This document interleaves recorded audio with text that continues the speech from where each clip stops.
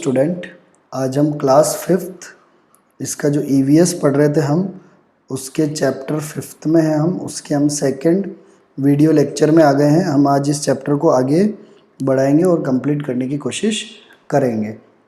क्या आप जानते हो the origin of yoga has been speculated to date back to pre Vedic Indian tradition. जो ये योगा है इसका ओरिजिन यानी ये कब इस पृथ्वी पर आया, ये कब इस संसार में योगा करने लगे, ये कब करने लगे? प्री वैदिक पीरियड यानी इंडिया में जो वैदिक पीरियड चलता था यानी वेद का पीरियड चलता था। वेदास आपने नाम सुने होंगे ना, अलग अलग वेद, अथर्ववेद, यजुर्वेद, है ना। उस वैदिक पीरियड से इंडिया में योगा का ट्रेडिशन था। The practice of yoga is mentioned in the Rigveda, और ऋग्वेद में योगा को करने का जो ट्रेडिशन है वो लिखा हुआ है। But most likely it developed around 6th and 5th century BC, और माना जाता है कि ये लगभग 6th या 5th शताब्दी में यानी सेंचुरी बीसी में, यानी क्राइस्ट बॉर्न बिफोर क्राइस्ट से भी पहले ये योगा का ट्रेडिशन हमारे भारत में था। See this picture, practice some asana according to instruction given by teacher. यहाँ पे बहुत सारे आसन आपने देखा होगा, अलग अलग टाइप्स के सूर्य नमस्कार वाले आसन दिए गए हैं। आपको कुछ आसन के नाम याद करने हैं, जैसे तारासन, पद्मासन, है ना, पावना मुक्त आसन, और उसके बाद सूर्य नमस्कार, जिसमें this is the combination of several आसन। उसमें बहुत सारे आसनों का क्या है, कॉम्बिनेशन है यानी मिलाव है, बहुत सारे आसन मिलकर बना है। पतंजलि ऋषि, नाम है पतंजलि, जो एक ऋषि थे। अष्टांग योग इंक्लूड, उनके 8 स्टेप है योग के। अष्टांग यानी 8, EIGHT 8, जिसमें पहला है याम, सेकंड है नियाम, थर्ड है आसन, फोर्थ है प्राणायाम, फिफ्थ है प्रत्यारास, सिक्स्थ है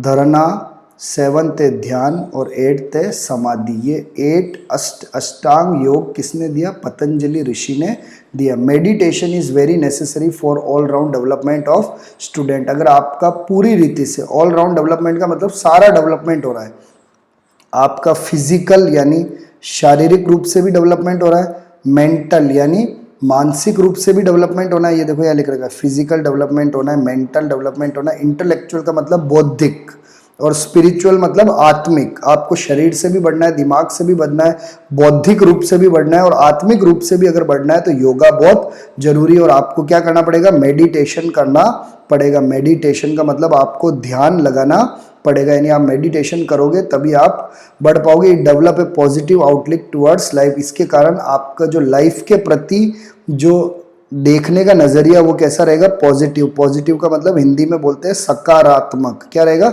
आप नेगेटिव, आपके दिमाग में कोई भी बात नेगेटिव नहीं आएगी। आप हर चीज को कैसे सोचोगे? पॉजिटिव सोचोगे।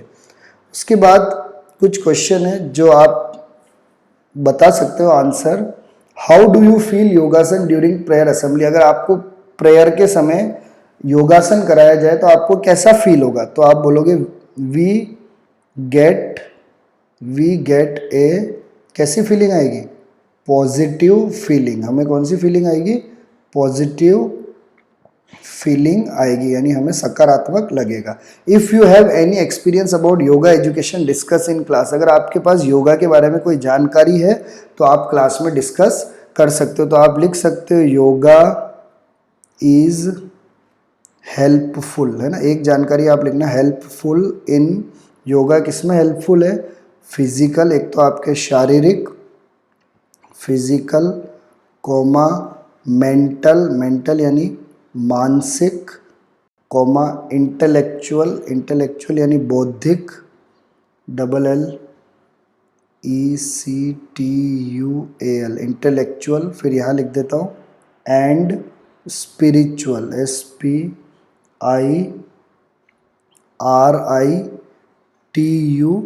Spiritual development. यानी योगा किसमें मदद करेगा? हमें इन चीज़ों को डेवलप करने में मदद करेगा। PMENT development. Why should we do yoga? Yoga हम क्यों करना चाहिए? क्योंकि योगा हमें क्यों करना चाहिए? क्योंकि योगा से हमारे क्या होगा? ऑल राउंड डेवलपमेंट होगा। जैसे अभी हमने पढ़ा था ना यहाँ पे, योगा इज़ नेसेसरी या meditation it develop art of living, it develop positive, हमें पॉजिटिव लाइफस्टाइल जीने को मिलेगा। तो yoga leads to the development of an art of living. Art of living का मतलब एक रहने का ढंग हमारे अंदर आएगा कि किस तरह हम रहते हैं। और उसके बाद इट डेवलप, ये हमारे अंदर क्या डेवलप करेगा, पॉजिटिव यानी सकारात्मक एटीट्यूड, यानी हम किसी से भी बात करेंगे तो किस तरह करेंगे, पॉजिटिव एटीट्यूड से हम क्या करेंगे, बात करेंगे। तो ये तीनों क्वेश्चन के आंसर है। डू यू नो, कुछ डू यू नो में जानकारी दे रखी है आपको। स्वामी विवेकानंद हैज सेड, स्वामी विवेकानंद ने कहा था फर्स्ट ऑफ ऑल, सबसे पहले ऑल यंगस्टर शुड बी, सारे जवान लोग हैं हमारे देश के जितने भी यंगस्टर का मतलब जवान लोग हैं, should be made physically strong, उनको शारीरिक रूप से क्या बनाना पड़ेगा, मजबूत बनाना पड़ेगा। दिमाग से मजबूत होने से पहले आपको शरीर रूप से मजबूत होना पड़ेगा। और योगा और गेम्स से ही आपकी बॉडी क्या बनती है, स्ट्रांग बनेगी, हेल्दी बनेगी, ब्यूटीफुल बनेगी, एंड उसके साथ along with providing us entertainment. और ये योगा और गेम करने से हमारी बॉडी स्ट्रॉन्ग, हेल्दी और ब्यूटीफुल तो बनेगी, साथ में ये हमें क्या करेगा, एंटरटेनमेंट भी देगा। Due to effort of government of India, और हमारी सरकार की मेहनत के द्वारा, lack of people from many country, लाखों लोग अलग अलग देशों से सेलिब्रेट करते हैं योगा डे। कब सेलिब्रेट करते हैं आपको ध्यान रखना है, 21 जून को योगा डे सेलिब्रेट करते हैं। और ये कब से शुरू हुआ सेलिब्रेशन, तो 2015 से ये सेलिब्रेशन शुरू हुआ। अलग अलग आसनों को करके योगा डे को ये क्या करते हैं, सेलिब्रेट करते हैं। दीज डे मैनी फॉरेनर, आजकल बहुत सारे फॉरेनर का मतलब विदेशी लोग, आजकल बहुत सारे विदेशी लोग भी have started coming to India, आजकल वो भारत आ रहे हैं ताकि वो योगा को लर्न कर सके। द यूनाइटेड नेशन ऑर्गेनाइजेशन, यानी जो यूएनओ है, यूनाइटेड नेशन ऑर्गेनाइजेशन ने 21 जून को, कौन सी तारीख को, 21 जून को क्या घोषित कर दिया, इंटरनेशनल योगा डे या वर्ल्ड योगा डे, या आप क्या बोलोगे, इंटरनेशनल योगा डे। तो हर साल 21 जून को हम क्या मनाते हैं, इंटरनेशनल योगा डे मनाते हैं। ठीक है। There are various compound word connecting yoga in Sanskrit, Sanskrit में जो योगा वर्ड है उससे जुड़े हुए और भी बहुत सारे वर्ड है। योगा के बहुत सारे मीनिंग है। योगा का मीनिंग है contact, connection, method, application, union, addition, performance. ये आपके जानकारी के लिए। योगा के और भी बहुत सारे वर्ड है इंग्लिश, जैसे कॉन्टैक्ट, फिर क्या है, connection, method, application, union, addition, performance. इसको भी हम क्या बोलते हैं, योगा ही बोलते हैं। अब कुछ क्वेश्चंस हैं। Which game do you play, तो आपको लिखना है कौन सा गेम आप खेलते हो। Why should we play game, हम गेम क्यों खेलते हैं, to make our our body healthy, हमारी बॉडी को हम हेल्दी और फिट बनाने के लिए हम क्या खेलते हैं, गेम खेलते हैं। तो कौन सा गेम आप खेलते हो, क्यों खेलते हो। How do you feel watching game, आपको गेम देखने में कैसा लगता है, अच्छा लगता है, तो आप लिख देना I feel very good watching games. अगर आपको अच्छा लगता है तो बहुत वेरी गुड, हमें अच्छा लगता है गेम को देखते हुए।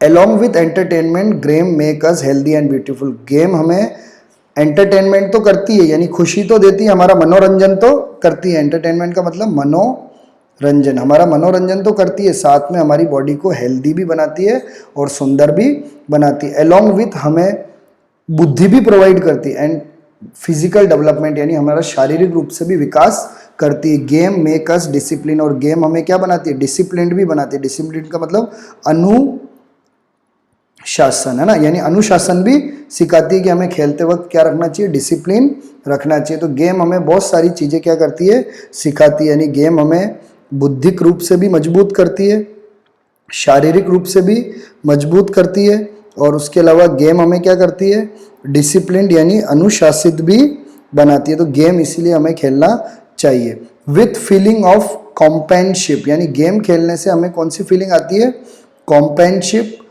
कोऑपरेशन। कोऑपरेशन का मतलब पता है ना, हम लोग मिलकर खेलने की हमारे अंदर क्या होती है, भावना होती है ना।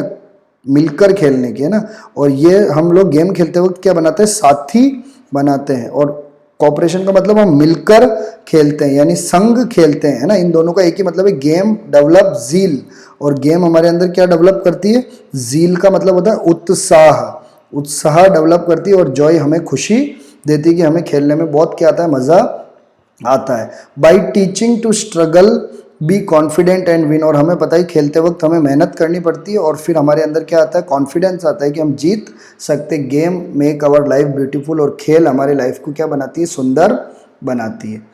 अगला है ब्रीथ वेरिएशन। ब्रीथ का मतलब हमारे सांस लेते वक्त कई बार हम सांस धीरे लेते हैं, उनमें वेरिएशन आता है। वेरिएशन का मतलब बहुत चेंजेस आता है। कई बार हम तेज सांस लेते हैं और कई बार हम धीरे सांस लेते हैं, है ना। हम वेरी करते हैं, सांस लेने में वेरी करते हैं। देखो, game require running and jumping. हम जानते हैं कि जब हम खेलते हैं तो हमें दौड़ना भी पड़ता है और जंप यानी कूदना भी पड़ता है। ब्रीथ बिकम फास्टर, और हम जानते हैं कि जब हम दौड़ते हैं, रनिंग यानी दौड़ते हैं, तो हमारी सांस क्या होती है, फास्ट यानी तेज चलने लगती है। यानी दौड़ते वक्त हमारी सांस बहुत तेज चलने लगती है। सिट साइलेंटली, पहले आप आराम से बैठो, साइलेंटली यानी चुपचाप। एंड ब्रीथ नॉर्मली, और नॉर्मल तरीके से क्या लो, सांस लो।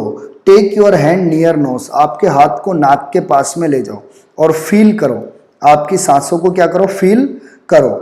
एट योर प्लेस, अब क्या करो, जंप करो 10 से 12 बार, और फिर आपके हाथ को नाक के पास में ले जाओ और फिर फील करो आपके सांस को। तो आप देखोगे यहाँ पे तो आपकी सांस की जो हवा होगी वो ठंडी होगी, कोल्ड होगी, और यहाँ पे क्या होगी, हॉट होगी, गर्म होगी। तो जब गेम खेलते हैं तब हमारे अंदर से जो एयर निकलता है वो क्या होता है, हॉट होता है, और इस समय जो नोस में से जो एयर होगा उसकी फीलिंग क्या होगी, कोल्ड होगी। When did you feel your breathe warm and cool, आपके ब्रीथ वार्म यानी गर्म और ठंडा कब होगा। तो आपको बता ही दिया मैंने, गर्म और ठंडा कब होगा। गर्म कब होगा, जब आप क्या कर रहे होंगे, रनिंग कर रहे होंगे या जंपिंग क्या कर रहे होंगे, रनिंग कर रहे होंगे या क्या कर रहे होंगे, जंपिंग कर रहे होंगे। तो लिख सकते हैं हम रनिंग एंड जंपिंग। तो रनिंग एंड जंपिंग कर रहे होंगे तो आपके क्या होगा, वार्म होगा ब्रीथ। और कोल्ड कूल कब होगा, जब आप बैठे हो क्या, साइलेंटली। साइलेंटली का मतलब चुपचाप आराम से बैठे हो।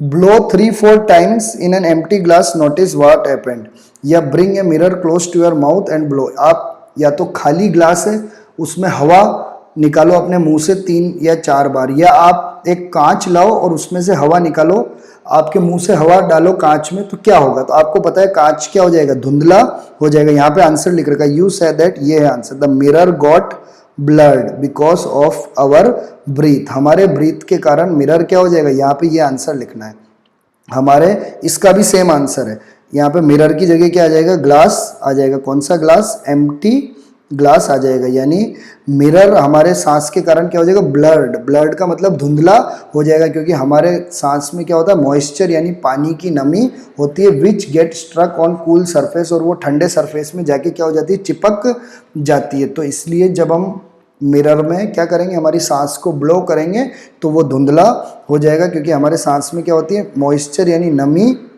होती है, वो ठंडे सरफेस में जाके क्या हो जाती है, चिपक जाती है। Our blow work for use in several ways, हम जो हवा मुंह से निकालते हैं वो कई जगह क्या करता है, काम करता है। Is fire possible by blowing, क्या आग लग सकती है कि आप मुंह से हवा निकालते हो तो यस।